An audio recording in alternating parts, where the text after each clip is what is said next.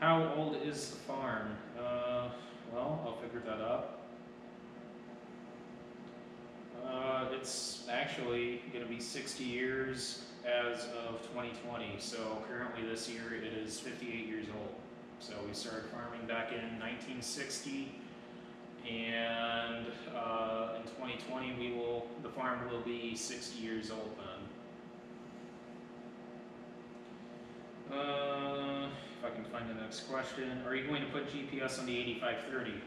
Yes, that is what the extra Starfire 3000 GPS globe and the extra 2630 monitor is going to be used for, because I'm going to pick up a second Starfire 3000 and 2630 display when I update the 2600 display to a 2630.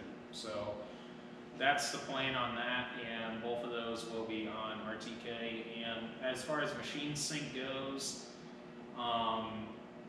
depending on what happens, I might end up picking up machine sync with these two 2630 displays I'm looking at. So, what brand of trucks do you run?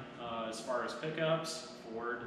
As far as semis, Kenworth and Freightliner right now. I do continue to like the Kenworth and Freightliners, so in the future, truck-wise, I would like to stay with those. Are you eventually going to get a bigger grain cart, and if so, will it be on tracks or wheels?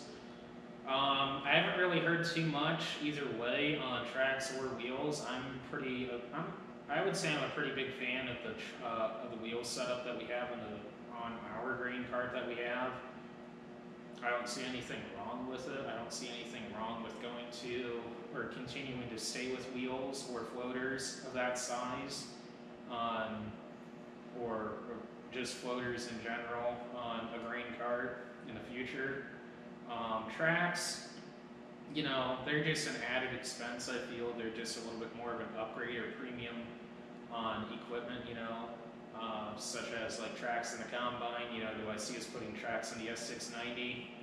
No. I mean, there's no real need for us to have tracks on that combine, because we don't have issues with wet ground or muck ground. We're just mostly medium to light sand. Probably the wettest that we can get is probably over on that red or blue clay over along the Kankakee River, and that's right along the Kankakee River, and that's maybe like a 20-acre patch, but we don't have problems with it ever since the past close to 40 years of no-tilling that. So, but as far as grain cart size goes, I would like to go to a Kinsey 1100, or maybe even a 1300 if I can find a good deal on a 1300. Do I see us doing this next year? No. Do I see us doing this anytime soon? Maybe within 5 to 10 years? Yeah. I mean, eventually I would like to go to a bigger grain cart, especially if we go to a bigger head, which we are 12-row going to a 12-row on the S690. And as far as draper heads go, I have no idea what we're going to do. I talked about that earlier about I don't know what we're going to do head width wise on that, if we're going to keep a 35 or go to a 40 or even possibly a 45. 45 seems awfully big, but in all reality, it's not that big of a deal to mess around with, so compared to a 40.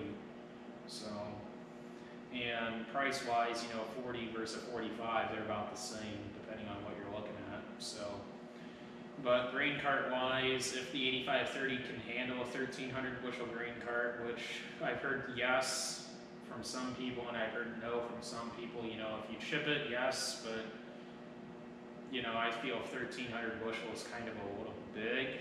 That's why I kind of figure 1100 is about, where I would want to be. So grain cart wise.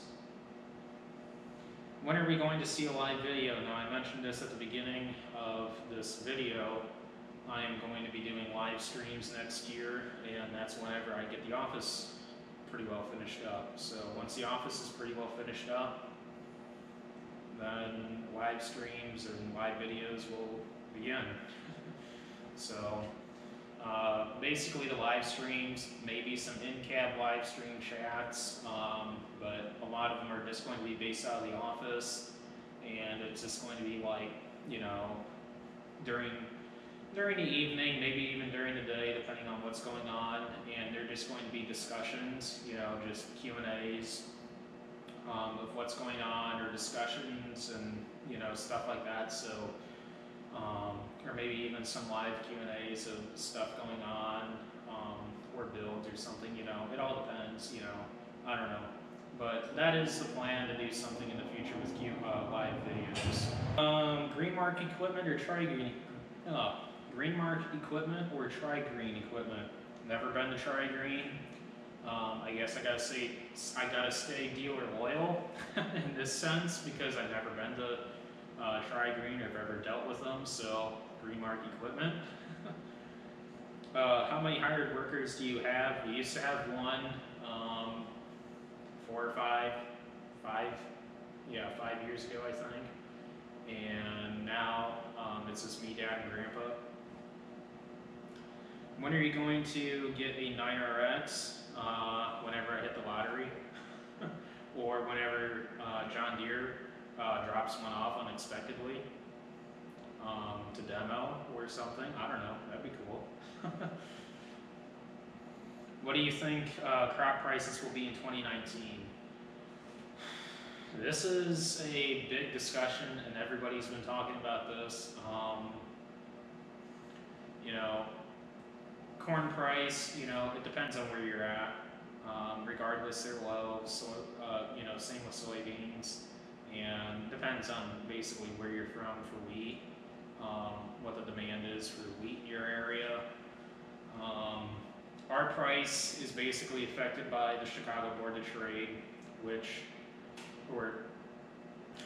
I can't say it's affected by, well, it is affected by the Chicago Board of Trade, but the reason why the price is set by the Chicago Board of Trade, or they set their price based on demand.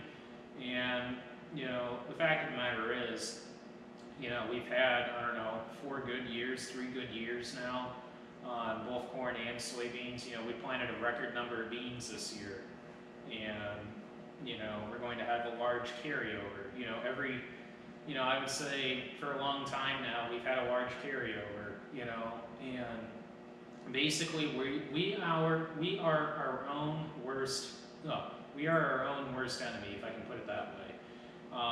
With the genetics that we come out with on seed, and the combatants we have with herbicides and pests, you know, we don't spray pesticides ourselves, we just use herbicides. But as far as, you know, the genetics we have for yield and everything, and the equipment and everything for efficiency, we are our own worst enemy. I mean, we continue to have huge yields and be able to power through disasters such as, you know, heavy floods or rains or droughts, you know, with the genetics based on our corn and soybeans and wheat. You know, we continue to raise high yielding crops. So by doing that, we're continuing to up the overall supply of those crops, and in turn cause the prices to go down. Now, with the tariffs and everything, I'm not going to get into politics on this, but I feel that now that something's gotten worked out with China, I feel, you know, that's something, you know, I feel the soybean market's going to return back to where it normally would be at this time. Now, do I see $11 beans in the future? You know, not really. I don't think it will go over 10 that much. If it goes over 10, do I see $5 corn in the future? I mean, eventually, yes, I do see these prices in the future, because obviously we're going to have those times like in 2000, from 2007 to 2009, or even 10, when we had the good glory day, good $8 corn and almost $15 bean prices. Now, do I ever see those prices returning? I don't see $8 or $15 beans ever returning, but do I see like I could see $4 to $6 corn coming back someday, or, you know, $11 to $13 beans coming back someday, you know. it's all based on usage. And right now, we're not using enough corn and soybeans to create a bigger demand. Now, when we come out with, say, products that utilize more corn and soybeans, then I could see the demand going up and I could see our supply going down, and then I could see the price being driven back up a little bit more. But, you know, a lot of people are happy with the tariffs. I am, that the tariffs are finally pretty well, for the most part, coming to a close. But that doesn't change the fact that we're going to have a large carryover on beans, and we're going to have a large carryover on corn. And I feel, based on the price, a lot of guys are going to go to corn next year. So, and I feel by going heavy on corn, that's going to drive the corn price down even more. You know, again, that's going back to us being our own worst enemy, you know.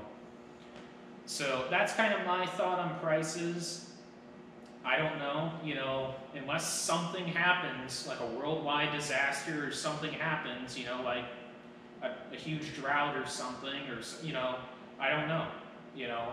We don't know. If somebody could predict the weather, you know, that'd be amazing, you know. Thank God we can't control the weather, because, you know, if everybody had perfect growing conditions, you know, who knows what prices would be at. So I guess, you know, basically prices are give and take, you know.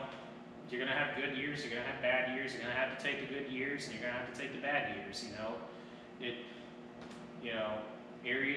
Some areas in the nation are going to have good prices, good yields, and some places aren't going to have good yields, and, you know, I don't know, you know, that's just basically what my thoughts are on prices and everything. You know, I'm not going to go too much farther into politics or anything. I'm not going to discuss that because, you know, that's nothing we need to be really discussing in videos. So, if you could have any tractor in the world, what would it be and why? 8400R, I feel, just tractor-wise, I feel that'd be an awesome tractor. Dream tractor, besides the 8530, would have been an 8345R.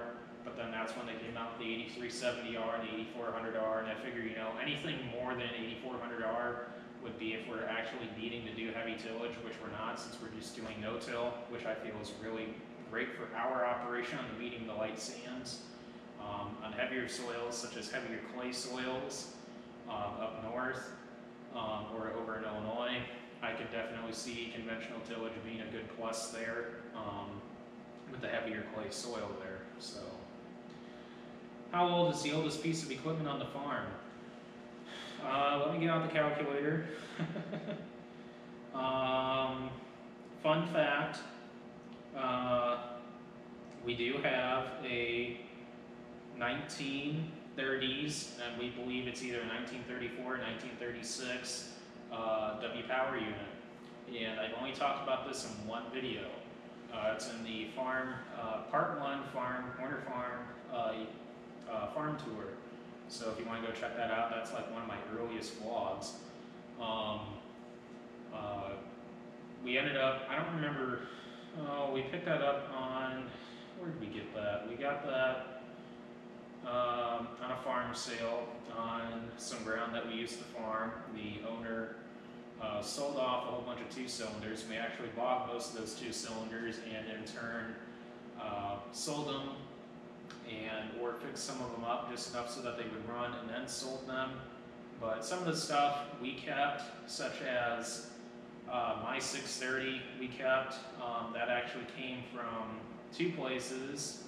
Most of it was in one spot, except the front grille and the hood, and the fenders came from a different farm, from the same guy but on a different farm that he owned, or on a different location of the farm, on a different property.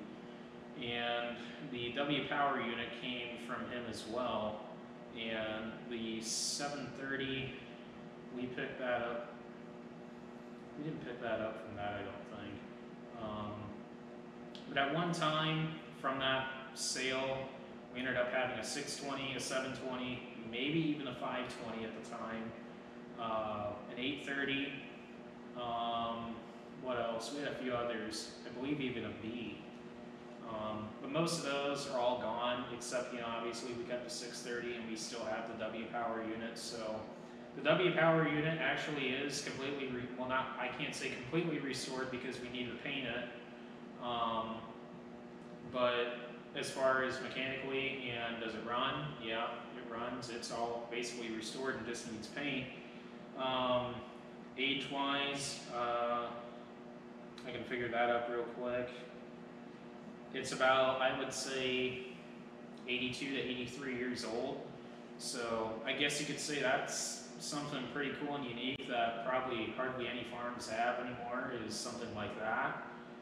Is something like a W power unit or some stationary power unit like that from that time.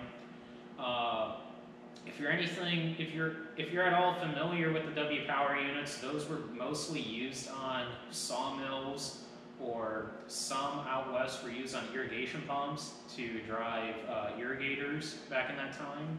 So some of the earliest irrigation pumps for running wells. This one, based on the skid that it actually sets on, the whole unit itself, if you watch my farm tour, you can actually see what it looks like, and maybe I'll throw up some Instagram pictures here around the first of the year of what it looks like, because a lot of you guys don't know we have this.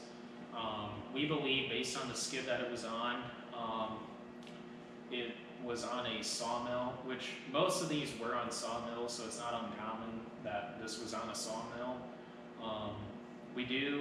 Or Dad is subscribed to the Two Cylinder magazine, or book that he gets every month or every 2 months. So there's actually a book, and I believe he got this back in the late 1990s, because he's been subscribed to this since the 80s, I believe, and he has them all since he's been subscribed. And we have a book that he got on the W power, well, actually on D's in general, on John Deere D's, and there's actually a specific book also on W power units. So we actually looked and studied the pictures and determined that based on the skid that it's actually on, and it doesn't appear that it was ever separated from the skid. Now, we could be wrong, but as far as we know, it seems that this was actually used on a sawmill. So that's just something cool that we've got, and you know, I guess you can almost consider that just to be a piece of equipment. So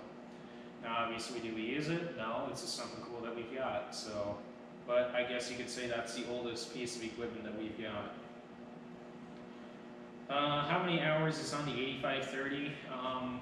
I myself, I've put, I would say, about 100 hours on it this, or close to 100 hours on it this fall from running it. Dad did run it across, 75 acres, vertical tilling. Otherwise, that's basically all he's run it. Grandpa, he's run it up and down the road, and that's about it. But hour-wise, we bought that tractor with 4212 or 4214 on it, and I think last I checked when I drove it over here a few days ago, and it hasn't moved since then. It has 43, I think it's 4320 something, 4320 something, I believe. That's just off the top of my head, but is it in the plans to get a short tractor like a 4455 or a 7410? Like I said, we're not too big into dairy or livestock raising or anything, so we don't really have a chore tractor basically for doing chores as far as using one for livestock purposes. Basically, every tractor that we have has a sole purpose for a sole piece of equipment, or, you know, such as the planter, the anhydrous applicator, etc. Obviously, you know, there's going to be some changes with the 8530 coming into the picture and being able to do some of those tasks that also some of those other tractors can do, you know, such as the 4630 on the drill, the 4650 on the anhydrous applicator.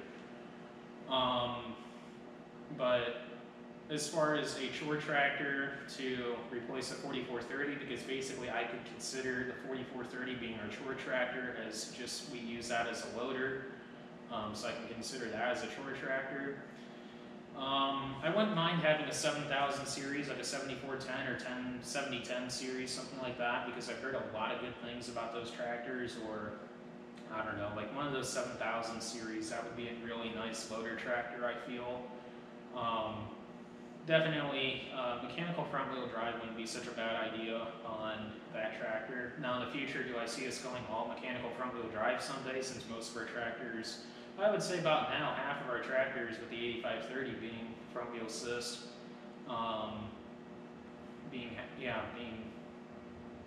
half our tractors having front wheel assist, I would say, I don't know.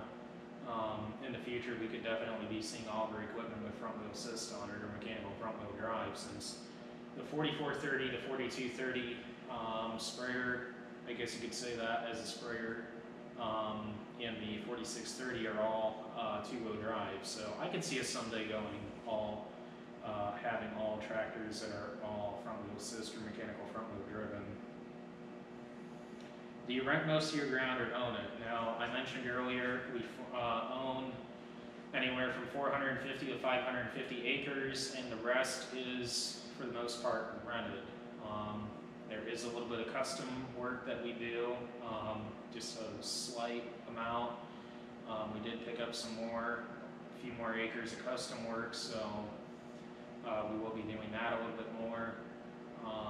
But for the most part, we rent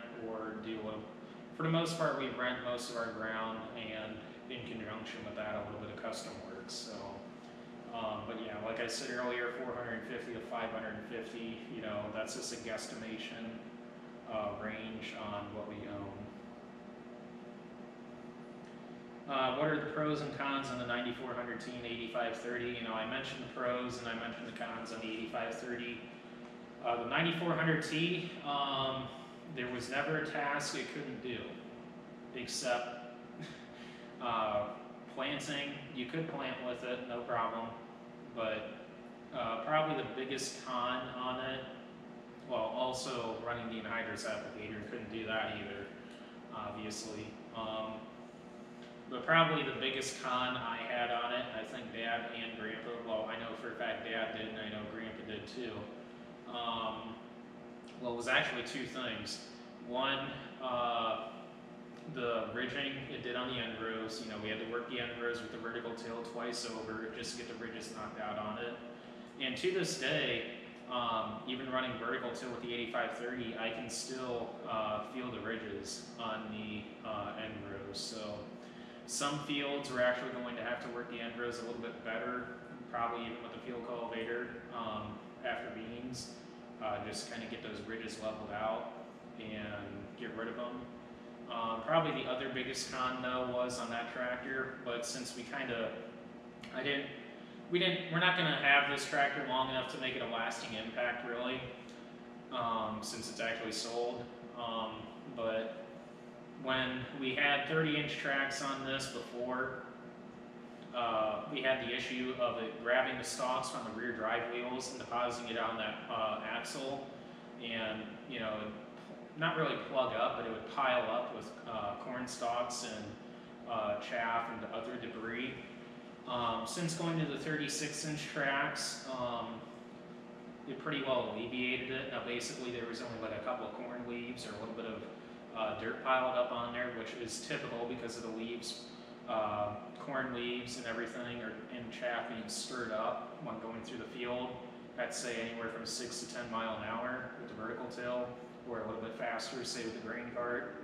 So that's typical with having just a little bit on there, but with the 30-inch tracks, it would actually pick them up with the drive wheels, and it would almost, not so much plug it, but it would pack it in, and it would rub, and it would actually get pretty hot in there. So every once in a while, at least I would say anywhere from 10 to 20 times a day you'd be getting out, especially running grain cart and cleaning those tracks out just to make sure that, you know, there wasn't a fire. So those I guess would probably be the biggest cons on the 9400T. Pros, I mean, you know, just like the 8530, I mean, it can pretty much handle anything we threw at it. I can't really say much else about it, really. So, last question actually. What is a tractor you would like to demo next summer? As far as demoing equipment, we've actually never demoed any equipment really. Would I like to work with our local dealer in the future to do demos and do videos on them and stuff, you know, to show off this new equipment that they've got? Yeah, I would love to do that. Demoing wise though, if I were to get the option or opportunity to demo something next year, I would like to demo a 9RX. That'd actually be pretty awesome. Not so much like a 9620 RX, more like a 9570 RX. Would I like to ever get a 9RX someday? Yeah. I figured that would it would minimize the rigging, I feel, significantly versus a 2-track. Something I've always wondered is why Case never went with, or ever came out with, or if they are, why they haven't yet come out with a 2-track design. I don't know if that's just because they thought it would never really come about or work. I mean, I know Challenger has theirs, John Deere has theirs still, but I'm just surprised Case hasn't come out with a 2-track design yet. That's just something I've noticed. But I would like to run an upper 300 horsepower R series, newer R series. Also mentioning our 8530 isn't an R series. Some of you guys asked me why we went with an R series. That's not an R series. That's a 30 series John Deere 8030 series. The R series didn't come out till 2010, I think, and 2009, 2010. And the newer R series didn't come out till about 2011 or 2012. So, but yeah, I would like to demo either a upper 300 horsepower R series, an 8345R to compare with the 8530, or to have a little bit more power to play with, like an 8370R or even an 8400R, or to have fun on the grain cart and see what it does with vertical till. Obviously, it'd be kind of overkill on both, but 9570RX, either the wide track model or the narrow track row crop model, I wouldn't be the question on trying either of those. So I don't know. I don't think it would ever happen, but I can't say never because obviously, you know, I proved myself wrong on that, and so is Dad. So I would like to demo them. Obviously, we're not looking at buying them at all because that's totally out of the question on price. But definitely, it wouldn't be out of the question to try and demo one. But would it happen, like demo-wise? I don't know. I don't know if our dealer would work with us on a demo or not. But I can't say never. So. Anyways, guys, that was the last question. I know this video probably went fairly long. I'm not entirely sure how long it went. It's probably going to be anywhere from a 45 to a 1-hour video. So I know this Q&A kind of stretched a little bit longer than what I was hoping it would be, but I thank you guys for watching, and like the video down below if you've watched the whole entire video, which that's awesome if you did. I don't blame you if you didn't want to watch the whole thing, or if you just kind of skipped parts and wanted to watch specific things I talked on. I hope to be doing live Q&A videos before next summer. I will be attending the National Farm Machinery Show, obviously, as I do every year. Farm Progress Show I'm not entirely sure on because that's kind of far out yet, but I will be there, so I'll be talking about that in a future video. And I thank you guys for watching again. Don't forget to like, comment, subscribe down below. And if you like this Q&A video, like it down below. That way I know to do more of these in the future, which I plan on doing, but that way I just know that you guys like them. And don't forget to like, comment, and subscribe to the YouTube channel. And don't forget to follow me on Instagram and Snapchat. And I will catch you guys in the next video.